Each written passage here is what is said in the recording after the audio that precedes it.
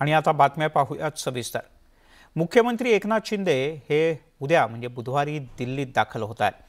News 18 लोकमतच्या बातमीवर शिक्कामोर्तब झालाय। महाराष्ट्र सदनातल्या बँक्वेट हॉल आणि प्रेस कॉन्फरन्स हॉल बुक करण्याच्या सूचना देण्यात आलेल्या आहेत संबंधित सर्व अधिकाऱ्यांना। एवढंच नाही तर केंद्रीय निवडणूक आयोगामध्ये देखील मुख्यमंत्री स्वतः जाण्याची शक्यता आहे। महाराष्ट्र सदनात अनेक रूम या बुक करण्यात आले आहेत। जवळपास 40 आमदार येणार असल्याची दिल्लीत पक्की माहिती आहे। विविध रखडलेले प्रकल्प मार्गी लावण्यासाठी मुख्यमंत्री काही केंद्रीय मंत्र्यांची भेट घेण्याची सुद्धा शक्यता आहे। वेदांता फॉक्सकॉन प्रकरणानंतर महाराष्ट्र सरकार आता फ्रंट फूटवर आल्याचंच बोललं जात आहे। मुख्यमंत्र्यांच्या दिल्ली दौऱ्यावरून जुंपली। दिल्लीत सीएमना पीएम भेटतील का? शिंदेंच्या दिल्ली भेटीवर राष्ट्रवादी आणि भाजपात आरोप प्रत्यारोप। मुख्यमंत्री एकनाथ शिंदे यांच्या दिल्ली दौऱ्याच्या अगोदर महाराष्ट्रात आरोप प्रत्यारोपांच्या फैरी झडू लागलेत। 40 आमदारांसह एकनाथ शिंदे लवकरच दिल्लीला जात आहेत। हा दौरा गाठी भेटींचा असला तरी निवडणूक आयोगात आमदारांची ओळख परेड होणार असल्याचं दिल्लीतल्या सूत्रांचं म्हणणं आहे। याशिवाय दिल्लीमध्ये ते केंद्रीय मंत्री आणि पंतप्रधानांना सुद्धा भेटण्याची शक्यता आहे। या संभाव्य भेटीवरून राष्ट्रवादी काँग्रेसनं मुख्यमंत्र्यांवर निशाणा साधलाय। उपमुख्यमंत्री देवेंद्र फडणवीस यांचं जेवढं दिल्ली ऐकते तेवढं एकनाथ शिंदेंचं ऐकेल का? देवेंद्र फडणवीस गेले तर मी समजू शकतो की महाराष्ट्र सरकार गंभीर आहे। देवेंद्र फडणवीस गेले नाहीत तर एकनाथ शिंदेंना एखाद्या वेळी भेटी मिळणार नाही, अपॉइंटमेंटही मिळणार नाही। त्यामुळे देवेंद्र फडणवीसांना घेऊन गेले तरच त्यांचं काहीतरी ऐकून घेतलं जाईल। शिंदेंवर राष्ट्रवादीनं केलेल्या टीकेमुळे भाजप चौताळली आहे। मुख्यमंत्र्यांचं दिल्ली दरबारी वजन वाढलंय, त्यामुळे राष्ट्रवादीनं भेटीबद्दल चिंता करू नये असं भाजपचं म्हणणं आहे। एकनाथ शिंदे आज माननीय प्रधानमंत्री किंवा केंद्राच्या आमच्या मंत्र्यांना भेटत असेल, केंद्रीय नेतृत्वांना भेटत असेल, यांची काय पोटदुखी झाली आहे? यांना कुठं पोट उठलं आहे? त्यांनी काय केलं नाही 2.5 वर्षामध्ये? मोदीजींनी त्यांना थोडी थांबवलं होतं। उलट माननीय मोदीजी आणि केंद्र सरकारच्या गरीब कल्याणाच्या योजना या सरकारने होऊ दिल्या नाही 2.5 वर्षामध्ये। गेल्या दौऱ्याच्या वेळेला मुख्यमंत्री एकनाथ शिंदे यांनी पंतप्रधान नरेंद्र मोदी यांच्या भेटीसाठी वेळ मागितला होता। दिवसभर ते दिल्लीत थांबल्याचाही आरोप झाला होता। त्यामुळे यावेळेला शिंदेंनी पंतप्रधानांच्या भेटीची वेळ मागितली का आणि मागितली असली तर शिंदे आणि मोदींची भेट होणार का याबद्दलची उत्सुकता कायम आहे। तुषार रुपनवर, न्यूज 18 लोकमत, मुंबई। पाहुयात शिंदेंच्या या दिल्ली वारीत नेमकं काय काय होतं ते। तिकडे जळगावच्या मुक्ताईनगरमध्ये मुख्यमंत्री एकनाथ शिंदे यांची भव्य जाहीर सभा पार पडली।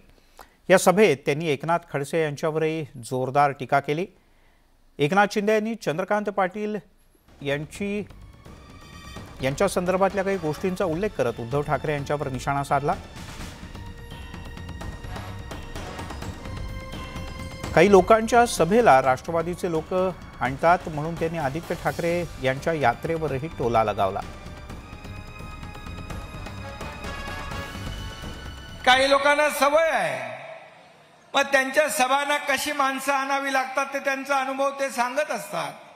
आता तर काही नेत्यांच्या सभांना राष्ट्रवादीचे माणसं कार्यकर्ते पाठवावी लागतात, पण इथे आलेला एकही माणूस असा भाड्याने आणलेला नाही, मनापासून आणलेली ही गर्दी आहे, मनापासून आणलेली। रस्त्याच्या दुतर्फा येताना पाहिलं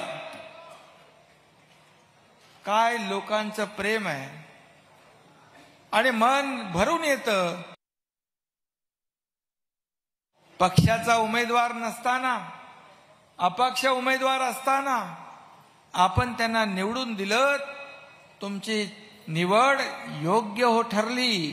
तुम्ही चांगल्या माणसाला निवडून दिलंय, प्रामाणिक कार्यकर्त्याला निवडून दिलंय। तो रात्रंदिवस मेहनत करत असतो, त्याची तळमळ मी पाहिलेली आहे। गेल्या 2.5 वर्षामध्ये तो अनेक वेळा मला भेटायचा, अक्षरशः रडायचा, आपलं दुःख वेदना व्यक्त करायचा, मी ऐकून घ्यायचो, कारण ऐकणारं बाकी कोणी नव्हतंच। मी एकटाच होतो.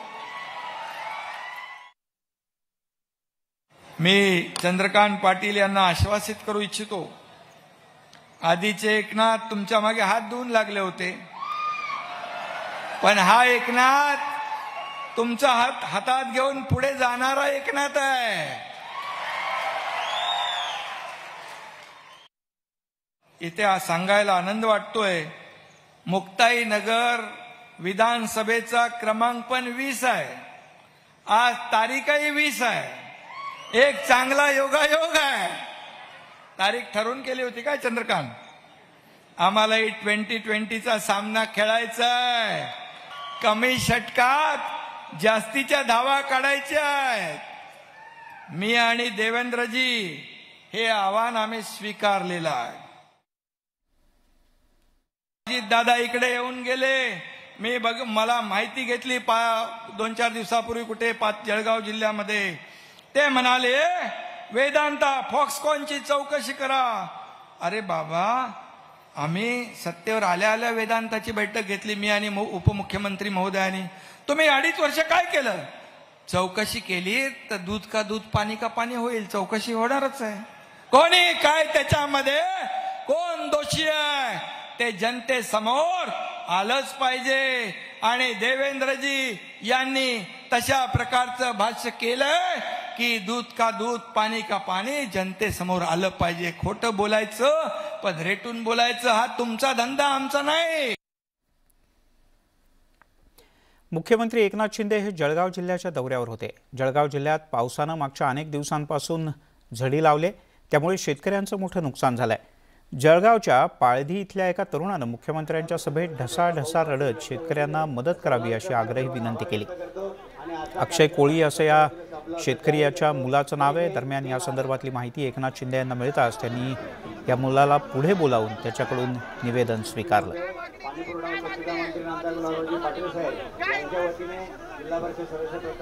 मी ना इकडे जळगावला राहतो दादा. मी शेती बी करतो, पण 4-5 वर्षा बाद माझी शेतीनं पुरी पाण्यामध्ये वाहून जाते. मी काय करणार आता तुम्ही सांगा. पप्पा हातमजुरी करतात, दारू वगैरे पितात.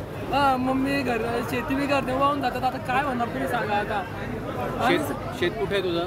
जामनेरकडे सावरले गावामध्ये जाता. तुम्हाला काय सांगू आता? किती एकर आहे? 3.5 एकर आहे. पुरं वाहून जातात. काय मोठे मोठे गड्डे वगैरे पडले त्या ठिकाणी. आतापर्यंत तू कोणाकोणाकडे न्याय मागितला? मी ना तहसीलदार कलेक्टर सरांबाशी मागितला.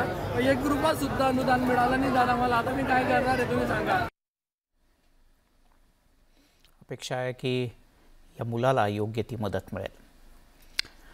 तिकडे केंद्र सरकारनं देशात चित्ते आणले खरे, मात्र त्यावरूनही आता राजकारण सुरू झालंय. केंद्र सरकारनं हे चित्ते संवर्धन प्रकल्पाचा मोठा इव्हेंट केल्याचा आरोप विरोधकांनी केलाय. तसंच चित्ते प्रकल्पामुळे देशातील बेरोजगारीचा प्रश्न सुटणार आहे का असा प्रश्न विरोधकांनी केला. विरोधकांच्या या प्रश्नानंतर भाजपनं सुद्धा पेंग्विनचा मुद्दा पुढे केला आणि विरोधकांना टोला हाणला.